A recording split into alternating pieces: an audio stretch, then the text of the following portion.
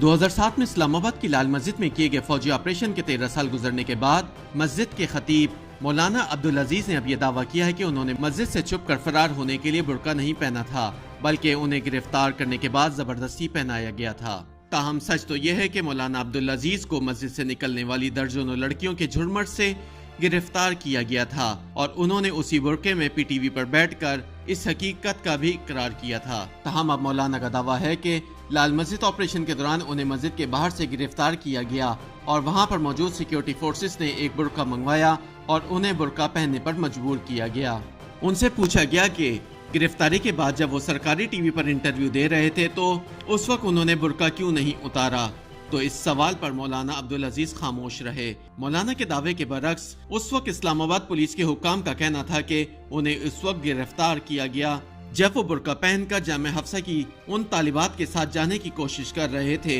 जिन्हें security forces की तरफ से जाने की इजाजत दी गई थी। पुलिस हुक्काम के मुताबिक मौलाना अब्दुल अजीज खवातीन के लिए बनाए गए वॉक थ्रू गेट से गुजरने की कोशिश कर रहे थे तो वहां पर तैनात एक लेडी कांस्टेबल ने मशकूक जानते हुए उसकी इत्तला वहां के सिक्योरिटी एहलकारों को दी, जिन्होंने बुर्का उतारा तो अंदर से मौलाना अब्दुल अजीज बरामद हुए थे। याद रहे कि मौलाना अब्दुल अजीज के छोटे भाई अब्दुल रशीद गाजी ने मस्जिद ही में रहकर सिक्योरिटी फोर्सेस का मुकाबला करने का फैसला किया था और बाद में कई एसएसजी कमांडोज को शहीद करने के बाद खुद भी गोलियों का निशाना बन गए थे। जुलाई 2007 में इस्लामाबाद की लाल मस्जिद पर किए जाने वाले फौजी ऑपरेशन को 13 साल गुजर चुके हैं, लेकिन आज भी यह मामला हल नहीं हुआ। आज भी इस धुएं से कभी कभी चिंगारी निकलती है जो किसी भी वक्त किसी बड़े हादसे का पेश खैमा बन सकती है। कुछ लोग इस ऑपरेशन के हक में बात करते हैं तो कुछ लोग इस मामले को किसी तादीबी कार्रवाई के बगैर हल करने का गिला करते हैं। आइए जानते हैं कि इस फौजी ऑपरेशन के महरिकात आखिर क्या थे।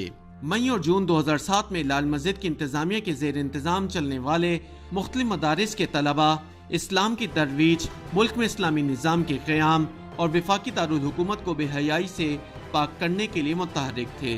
ये अफराद कभी वीडियो और सीडीज की दुकानों पर रखी हुई सीडीज को आग लगाते और कभी वो शहर के मुख्तलिफ सेक्टर्स में कायम मसाज सेंटर्स में बिला इजाजत घुसकर वहां पर काम करने वाले अमले को न सिर्फ तशद्दुद का निशाना बनाते बल्कि उन्हें अगवा करके अपने साथ भी ले जाते। लाल मस्जिद इंतजामिया की करता धरता यानी मौलाना अब्दुल अजीज और मौलाना अब्दुल रशीद गाजी की तरफ से ऐसे इकदामात में मुलविस अफराद की कभी हौसला शिकनी नहीं की गई थी। मदारिस के तलबा की तरफ से इस्लामाबाद के मुख्तलिफ इलाकों में वाक़ मसाज सेंटर से कुछ चीनी बाशिंदा को भी अगवा किया गया, जिस पर चीन ने पाकिस्तान हुकूमत से एहतजाज किया था। कारोबारी तबका भी मदारिस के तलबा से खौफजदा था। वो या तो अपनी दुकानें खोलते ही नहीं थे और अगर ऐसा करते भी तो वक्त से पहले बंद करके चले जाते।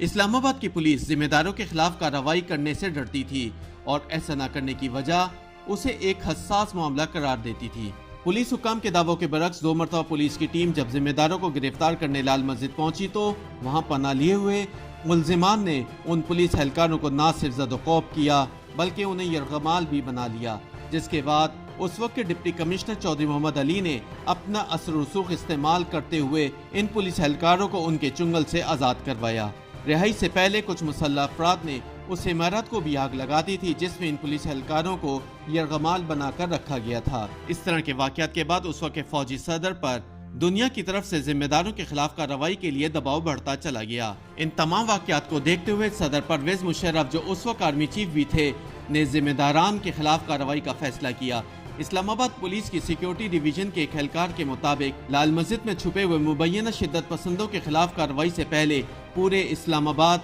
और बिलखुसूस लाल मस्जिद के करीब 4 सेक्टर्स की रैकी की गई और रैकी के लिए न सिर्फ मुतालिका थाने के इंचार्ज सिटी सर्कल के एसपी के अलावा उस काम के लिए लाहौर से भी खुसूसी टीमें बुलवाई गई थीं। एहलकार ने बताया कि इस्लामाबाद पुलिस ने रैकी का काम मुकम्मल करके कार्रवाई के लिए लाल मस्जिद से कुछ फासले पर मुख्तलिफ मकामात पर मोर्चे भी बनाए थे। ताहम लाल मस्जिद में छुपे हुए लोगों को इन मोर्चों के बारे में मालूम हो गया था, जिसके बाद उन मोर्चों में किसी पुलिस एहलकार को नहीं भेजा गया। सिक्योरिटी डिवीजन के एहलकार के मुताबिक पुलिस ने पहले अपनी मदद के लिए रेंजर्स को तलब किया था, लेकिन जब लाल मस्जिद की तरफ से होने वाली फायरिंग के नतीजे में एक रेंजर्स एहलकार की शहादत हुई तो उसके बाद फौज को बुलाना नागुज़ीर हो गया था। सिक्योरिटी डिवीजन के एहलकार के मुताबिक ऑपरेशन शुरू होने से पहले लाल मस्जिद और इस्लामाबाद के जिले इंतजामिया के जिम्मेदारान ایک دوسرے سے رابطے میں تھے، اور جب فوج کو طلب کیا گیا تو آپریشن میں ہلاک ہونے والے عبدالرشید غازی نے ضلع انتظامیہ کے افسر سے فوج بلانے کی وجہ پوچھی تو بتایا گیا کہ چونکہ بارشوں کا موسم شروع ہونے والا ہے اس لیے ممکنہ سیلاب کی تیاریوں کے سلسلے میں فوج کو طلب کیا گیا ہے۔ آپریشن شروع ہونے سے پہلے لال مسجد کی طرف جانے والے تمام راستوں کو خاردار تاریں لگا کر سیل کر دیا گیا اور ان قریبی علاقوں میں رہنے والے افراد کو کچھ دنوں کا راشن اکٹھا کرنے اور گھروں سے نہ نکلنے کا حکم دیا گیا تھا۔ سیکیورٹی ڈویژن کے اہلکار کے مطابق لال مسجد کے قریب اسکول اور سرکاری عمارتوں پر اسپیشل سروسز گروپ کے کمانڈوز اور ماہر نشانہ بازوں کو تعینات کیا گیا تھا، جبکہ اس آپریشن کے لیے 111 بریگیڈ سے 3 یونٹس بلوائے گئے تھے۔ یہ فوجی آپریشن 3 جولائی سے شروع ہوا اور ایک ہفتے کے بعد 10 جولائی کو ختم کیا گیا۔ آپریشن کے دوران فوج سے تعلق رکھنے والے ایک SSG commando lieutenant colonel Haroon شہید ہوئے، جبکہ اس آپریشن کے دوران لال مسجد میں مرنے والوں سے متعلق متضاد دعوے ہیں۔ حکومت کا کہنا ہے کہ اس آپریشن میں مرنے والوں کی تعداد 100 کے قریب ہے، جبکہ لال مسجد کی انتظامیہ ابھی بھی یہ دعویٰ کرتی ہے کہ اس آپریشن کے دوران 200 کے قریب طلبہ و طالبات مارے گئے۔ اس آپریشن کے دوسرے روز یعنی 4 جولائی کو لال مسجد میں پناہ لیے ہوئے مبینہ شدت پسند اور سیکیورٹی فورسز کے درمیان فائرنگ کے تبادلے میں ایک نجی ٹی وی کے کیمرامین اور ڈرائیور کو کمر پر گولیاں لگیں،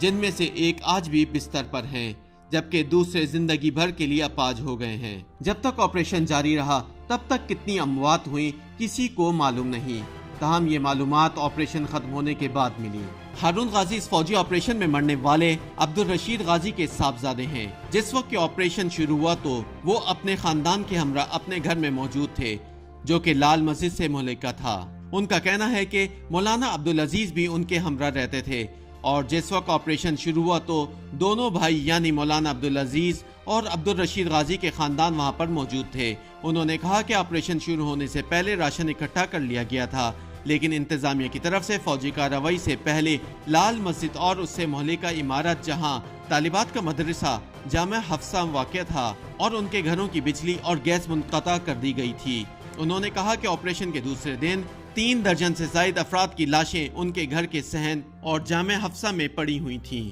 ہارون غازی کے بقول اس آپریشن کے دوران وہاں پر تعینات سیکیورٹی گارڈز کے پاس 14 کلاشنکوف اور اسلحہ موجود تھا، جو کہ لائسنس یافتہ تھا۔ انہوں نے کہا کہ لال مسجد میں موجود ایک طالب علم نے واکی ٹاکی کے ذریعے اطلاع دی کہ اندر اسلحہ ختم ہو گیا ہے، تاہم مولانا عبدالرشید غازی نے واکی ٹاکی کے ذریعے اس تاثر کو زائل کرنے کی کوشش کی کہ تاکہ کہیں آپریشن میں شدت نہ آ جائے۔ ہارون غازی کہتے ہیں کہ اس آپریشن کے دوران جب کرفیو میں نرمی کی گئی تو اس موقع پر گھروں میں مقید دونوں بھائیوں کی فیملی جن میں خواتین شامل تھی وہاں سے نکلی اور ہارون غازی بھی اپنی والدہ کے ساتھ وہاں سے نکل گئے۔ انہوں نے کہا کہ اگر ضلع انتظامیہ کو اس بات کا علم ہوتا تو وہ انہیں بھی گرفتار کر لیتے، کیونکہ ان کے اور ان کے والدہ کے خلاف بھی مقدمات درج تھے۔ انہوں نے کہا کہ جس روز ان کے والد اس آپریشن میں ہلاک ہوئے تو اس سے پہلے بھی وہ اپنے بچوں کے ساتھ رابطے میں تھے۔ مولانا عبدالرشید غازی جس روز ہلاک ہوئے تو اس وقت العدم تنظیم القاعدہ کے رہنما اسامہ بن لادن کا ایک پیغام بھی آیا تھا، جس میں انہوں نے عبدالرشید غازی کو اسلام کا ہیرو قرار دینے کے ساتھ ساتھ پاکستانی مسلح افواج کے خلاف اعلان جنگ بھی کیا۔ اس فوجی آپریشن میں مرنے والے زیادہ تر افراد کی شناخت DNA ٹیسٹ کے ذریعے کروائی گئی تھی۔ لال مسجد آپریشن کے مرکزی کردار مولانا عبدالعزیز نے مدارس کے طلبہ کی طرف سے دین اسلام کی ترویج اور فحاشی کے خلاف کیے جانے والے اقدامات کو آپریشن کی وجہ قرار نہیں دیا، بلکہ ان کے بقول ان کے خلاف آپریشن اخوان جہاد کی حمایت کرنے کی بنا پر کیا گیا۔ اس مذاکراتی عمل کی عینی شاہد اور دینی جماعتوں کے سرگرمیوں کی کوریج کرنے والے صحافی علی شیر کے مطابق حکومتی اور مذاکراتی ٹیم اور لال مسجد انتظامیہ کے درمیان جس معاہدے پر اتفاق ہوا تھا اس میں یہ بات بھی شامل تھی کہ مولانا عبدالرشید غازی اپنے دیگر ساتھیوں کے ہمراہ اسلام آباد سے اپنے آبائی علاقے رجحان جمالی جو کہ جنوبی پنجاب میں واقع ہے میں چلے جائیں گے اور دوبارہ کبھی بھی وہ اسلام آباد کا رخ نہیں کریں گے۔ علی شیر کے مطابق سابق فوجی صدر نے اس معاہدے کی منظوری نہیں دی تھی، جس کے بعد آپریشن شروع کیا گیا۔ اس آپریشن کے خاتمے کے بعد ایک طویل عدالتی جنگ کا آغاز ہو گیا اور لال مسجد آپریشن کے حقائق معلوم کرنے کے لیے ایک عدالتی کمیشن بھی تشکیل دیا گیا اور اس کمیشن میں پیش ہونے والے افراد کی ایک لمبی فہرست بھی موجود ہے۔ اس آپریشن میں مرنے والے افراد کے ورثاء کو معاوضے کا اعلان کے علاوہ اس آپریشن کے دوران منہدم ہونے والے خواتین کے مدرسے جامع حفصہ کی دوبارہ تعمیر کے لیے ضلع انتظامیہ کی طرف سے سیکٹر H8 میں 20 کنال کا ایک پلاٹ بھی دیا گیا۔ लाल मस्जिद इंतजामिया का मौक़िफ़ है कि इस ऑपरेशन में मरने वाले किसी भी शख्स के वर्सा को मुआवजा नहीं दिया गया। इस्लामाबाद ज़िला इंतजामिया ने सुप्रीम कोर्ट के हुक्म पर जामिया हफ्सा की तामीर के लिए मुख्तस किया जाने वाला प्लॉट मनसूख कर दिया और ज़िला इंतजामिया ने उन्हें इस्लामाबाद के नवाई इलाके तिरनौल में खवातीन के मदरसे के लिए 10 मरले का प्लॉट देने की पेशकश की है, जिसे लाल मस्जिद की इंतजामिया अभी तक कबूल नहीं कर रही। लाल मस्जिद ऑपरेशन के मरकजी किरदार मौलाना अब्दुल अजीज के मुकदमात मुख्तलिफ अदालतों में चलाए गए और वो तमाम मुकदमात में बाइज्जत बरी हो गए।